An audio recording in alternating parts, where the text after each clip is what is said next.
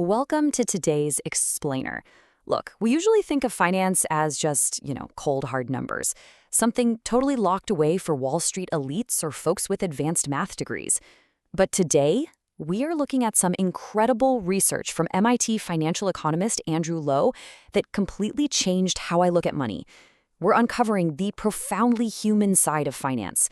We're going to explore how all this intersects with artificial intelligence, global crises, human panic, and actually even learning disabilities.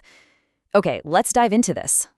To kick things off, let's tackle the absolute burning question on almost everyone's mind right now when it comes to technology and our money. With AI just moving at breakneck speed, should you hand over the reins of your retirement planning to a tool like ChatGPT?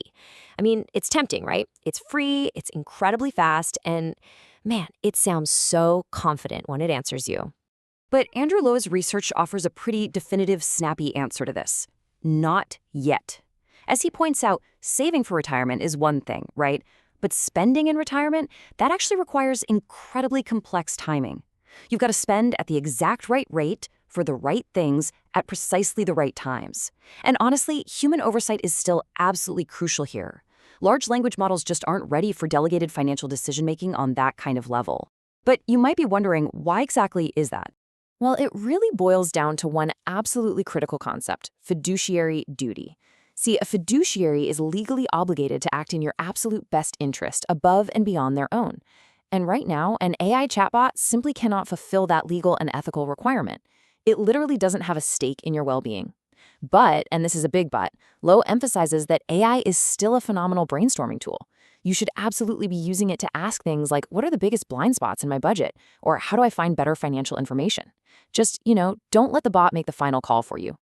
So, since AI can't totally take over our finances yet, we still need to understand the basic mechanics of money for ourselves.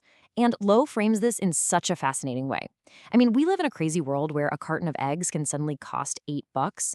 Finance can feel totally overwhelming, but at its very core, borrowing money is essentially time travel. Think about it. When you take out a loan for a car or a house, you are quite literally moving resources from your future self right back to your present self. Treating finance as this accessible language and understanding that basic trade-off, that gives you the control, rather than letting money rule your life. Section 1. Funding global solutions beyond personal wealth. Now, finance is about so much more than just our household budgets. About 20 years ago, Loach had a really tragic personal wake-up call. Over the span of just 7 years, he lost 6 loved ones to cancer, including his own mother. And he realized something profound. A breakthrough drug sitting in a lab doesn't just magically reach the patients who need it. It requires massive, massive funding. Finance is really the hidden superpower required to bring those life-saving solutions out of the laboratory and into the market.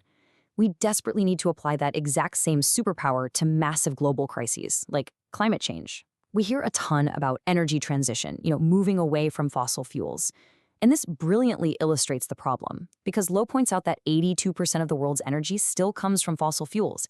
82%! Our global energy usage is only going up, so we just aren't transitioning fast enough. Instead, we need energy addition, the rapid scaling and creation of entirely new green energy sources.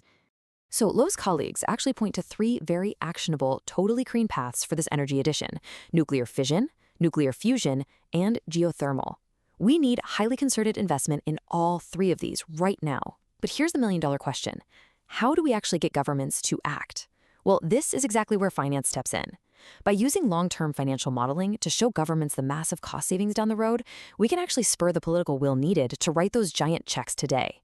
Finance can literally help save the planet. Section 2. Human behavior and markets.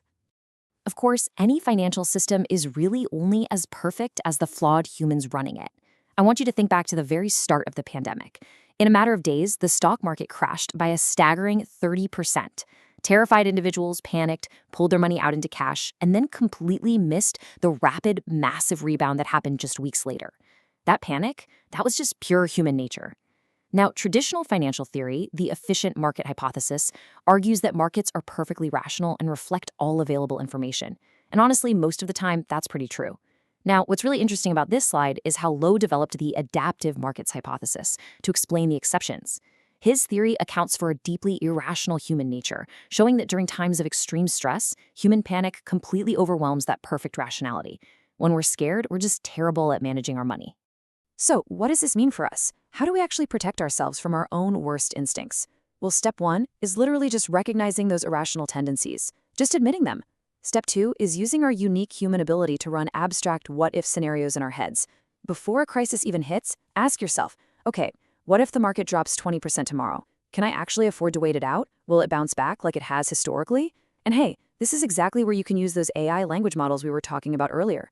Use them to generate highly sophisticated, hypothetical what-if scenarios to mentally prepare yourself. That way, when the storm actually hits, you don't panic.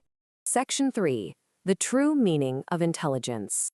Okay, so you'd probably think an MIT financial economist whose whole life revolves around complex mathematical equations would be, a natural math whiz.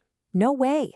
In a stunning personal twist, Lowe actually suffers from dyscalculia. It's essentially the mathematical equivalent of dyslexia. Growing up, math was literally his worst subject. He couldn't memorize multiplication tables, and honestly, he still has trouble doing basic mental math today.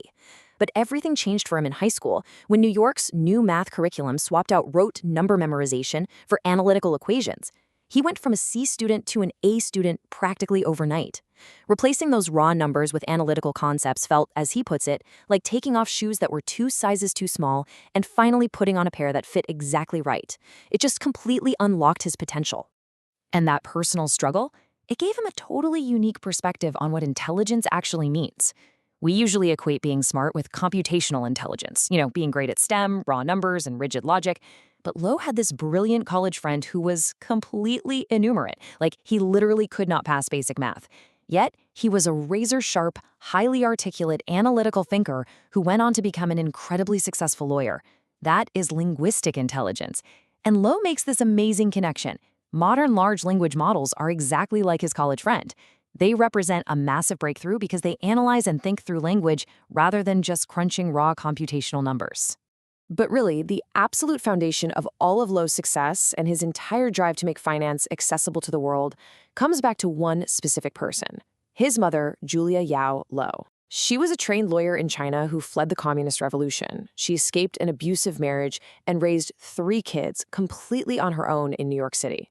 Just to make ends meet, she took a menial secretarial job. She completely sacrificed her own career and her present comfort to guarantee the future education of her children. And her incredible sacrifice leaves us with this final, lingering thought for today's explainer. Ultimately, finance isn't just about math or charts or Wall Street. It's about profoundly human life choices. It's about time travel. It's about securing resources for the people you love most. So looking at your own financial journey, how will you balance making ends meet today with the long game of tomorrow? Take a moment and really think about what your financial choices today are funding for your future. Thanks so much for joining me on this explainer, and I really hope this changes the way you look at the human side of your money.